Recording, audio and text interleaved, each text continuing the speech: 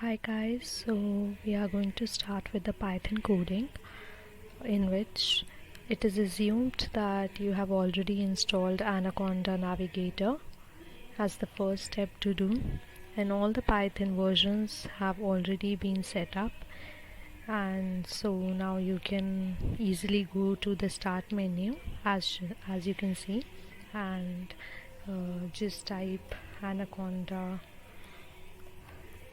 prompt. Just click on that, and now you have to enter there.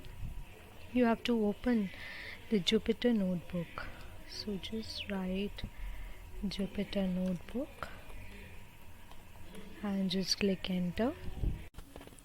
So till now we have opened the Jupyter notebook and we have done new Python 3 file. This will help us. After selecting the Python 3 file, this will open a file named untitled. This is the name of the file, untitled.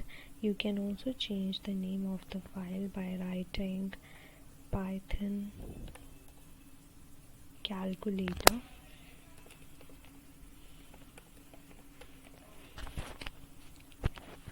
and rename it. So this is the name. As you can see, it has been changed, and this is what you can see is the cell.